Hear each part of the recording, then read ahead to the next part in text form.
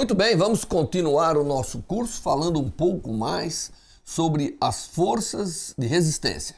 Quer dizer, são aquelas forças que de alguma maneira se opõem ao movimento ou se opõem à tendência do movimento. Nós aprendemos a força de atrito, nós aprendemos o atrito estático e o atrito dinâmico, não é verdade? O atrito dinâmico constante, o atrito estático, na verdade, cresce de acordo com o esforço feito para modificar o estado de movimento, quando há um repouso entre a superfície de contato e o corpo. E hoje vamos falar um pouco mais. Existe uma situação muito interessante que é o chamado atrito de rolamento. Quando um corpo rola, há atrito, tá certo? Mas normalmente quando você tem aqui um objeto rolando, né, sobre uma superfície, o ponto de contato, na verdade, é um ponto praticamente estático, não é? Há uma tendência de deslizamento, mas não há, porque a resistência é superada por um movimento, né, numa forma correta, que eu retiro, eu removo, eu vou de alguma maneira superando esses obstáculos, não por um arrastamento, mas por um rolamento. Nesse caso também há atrito, né? Existe uma força de atrito, normalmente, se isso aqui está rolando assim, ele tem uma tendência em deslizar. Se não houvesse atrito, isso ficaria rolando assim. É como se essa superfície vai para lá com relação ao solo, não é verdade? Portanto, sempre vai haver uma força de atrito aqui no rolamento, que é uma força de atrito aqui, né, na direção aqui do rolamento, que é oposta à tendência de deslizamento. Há muitos problemas que nós vamos resolver no futuro que envolvem isso. Mas, como o rolamento não é perfeito, sempre existe um pequeno atrito devido à imperfeição do material, devido a tudo isso. É como você, quando está andando de carro, um pouco da borracha sempre fica no solo. E isso vem devido a essa flexibilidade da borracha, vem de tudo isso. E isso dá origem a uma força de atrito, que é uma chamada força de atrito de rolamento.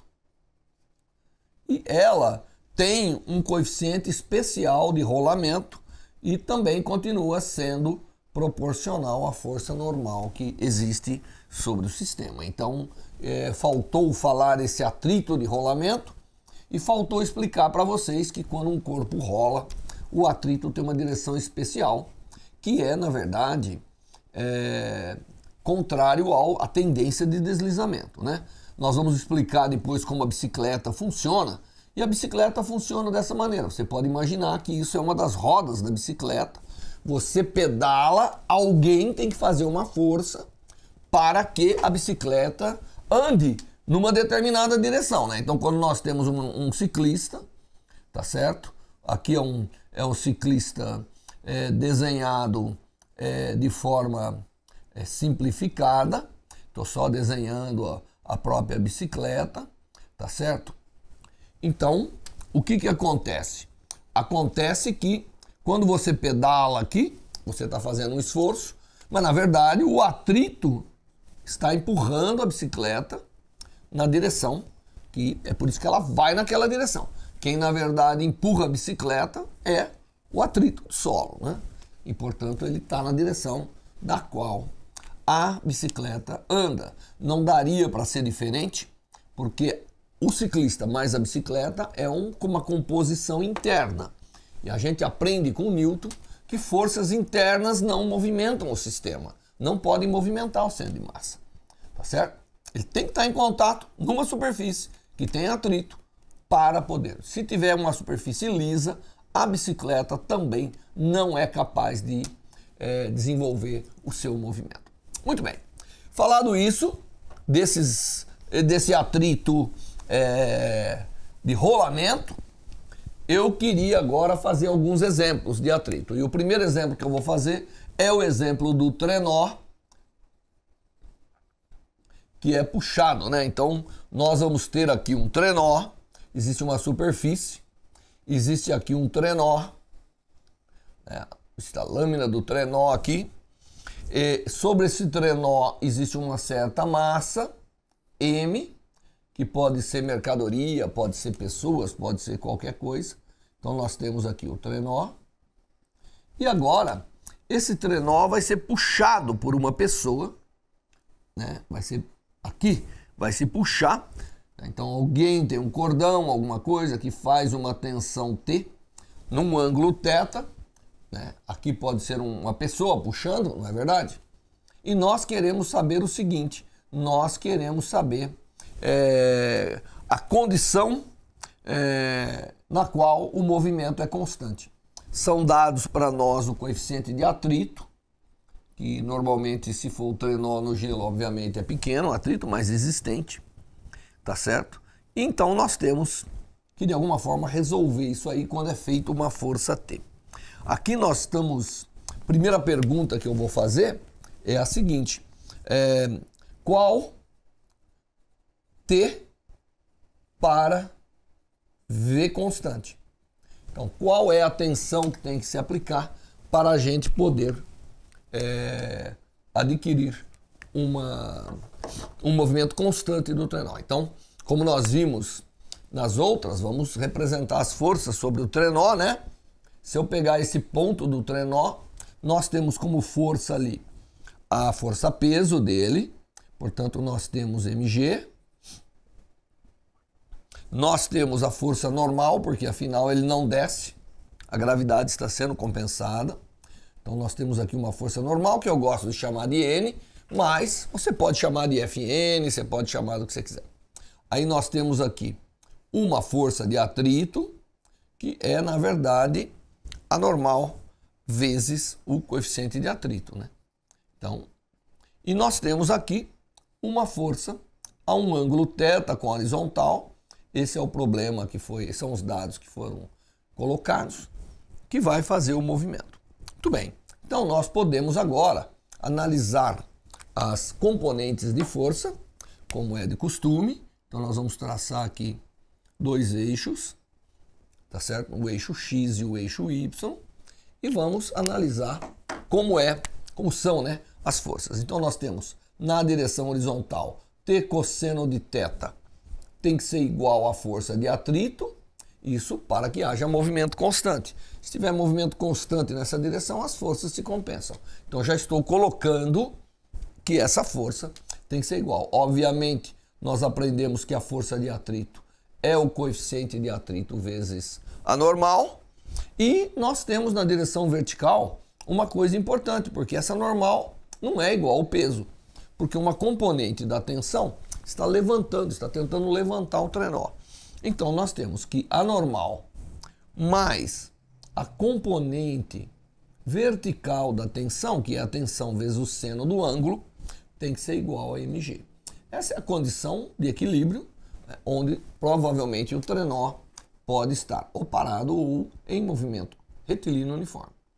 Então, basta resolver agora essas equações, que são de forma simples, para tirar, né, se você substituir aqui pela normal, então se eu substituir onde tem o atrito, eu tenho T cosseno de θ igual a μ vezes a normal, tá certo? E se eu pegar essa de baixo aqui e multiplicar por μ, eu tenho que μ vezes a normal mais T vezes μ vezes o seno do ângulo é igual a μ vezes mg.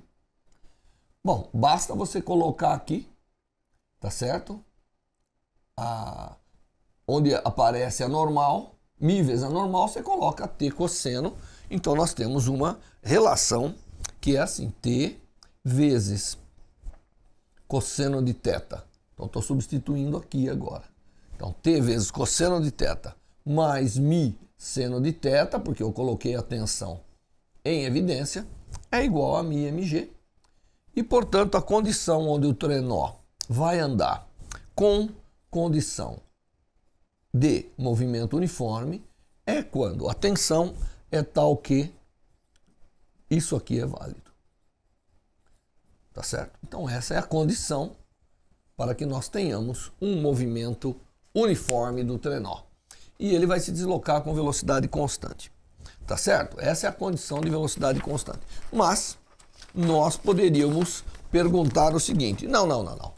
Alguém veio e fez uma força qualquer. Qual é a aceleração que surge? Então, resolvido esse exemplo, que é em que condições, que tensão nesse ângulo vai gerar um movimento constante, a próxima pergunta é: aplica uma tensão, quero saber qual é a aceleração. Então, a situação muda levemente. A minha pergunta agora é diferente, tá certo? A minha pergunta é: dado T,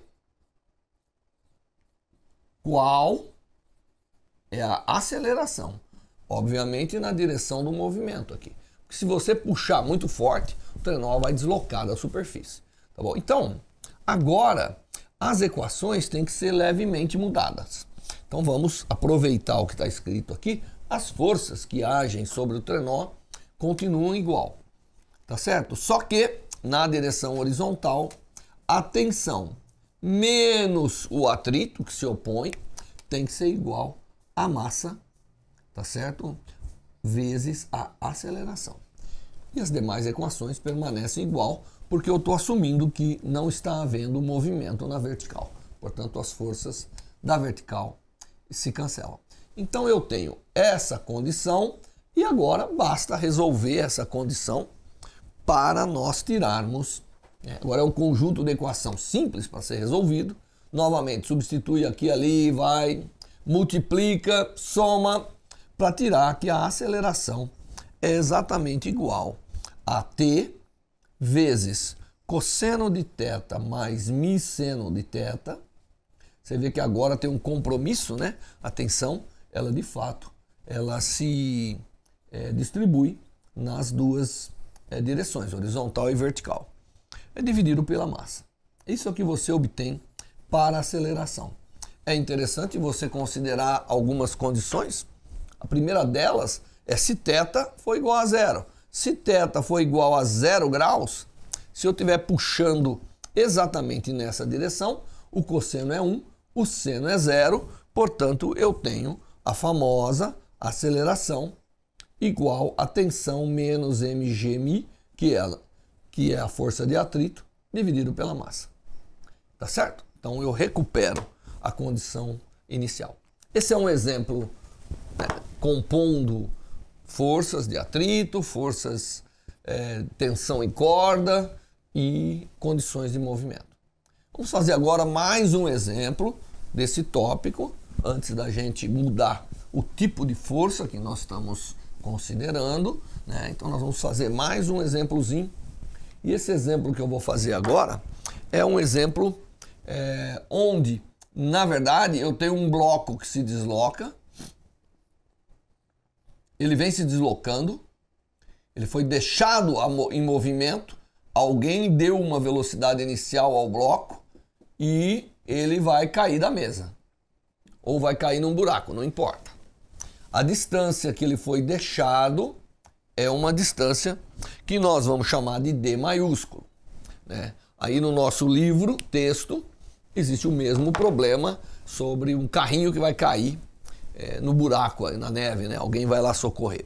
Muito bem, nós queremos determinar se o coeficiente de atrito, obviamente nós temos uma massa m, existe um coeficiente de atrito μ entre a superfície, né? E a pergunta é: qual deve ser a distância, a relação distância-velocidade para que o corpo pare ainda sobre a mesa? Então, qual é o limite para que o corpo não caia?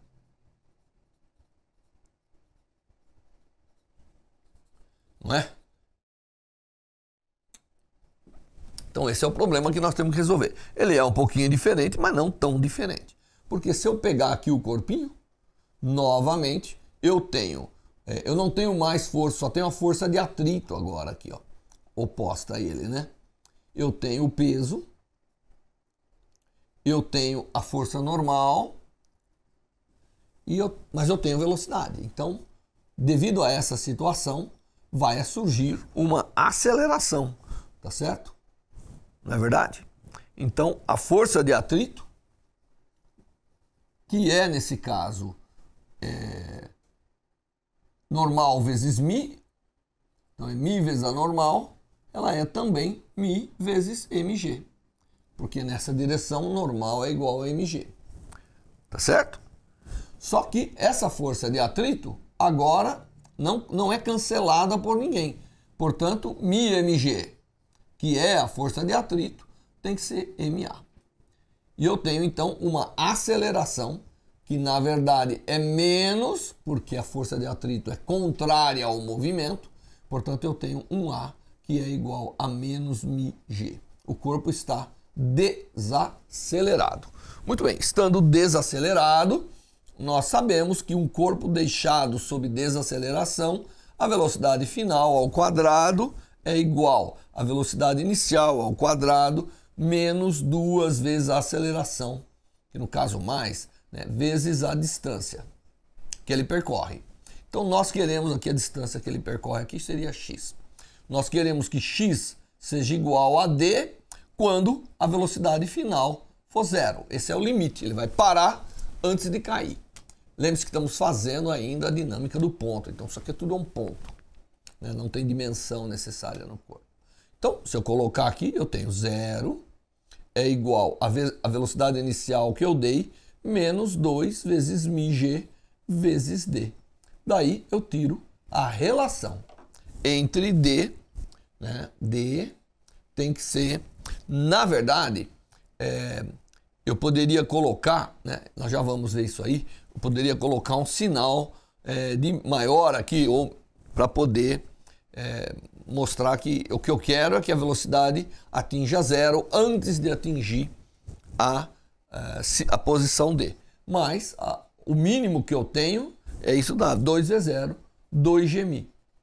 Tá certo? Essa é a distância mínima. Obviamente, qualquer coisa maior do que isso faz o corpo parar antes de cair. Então, esse é o segundo exemplo que nós vimos sobre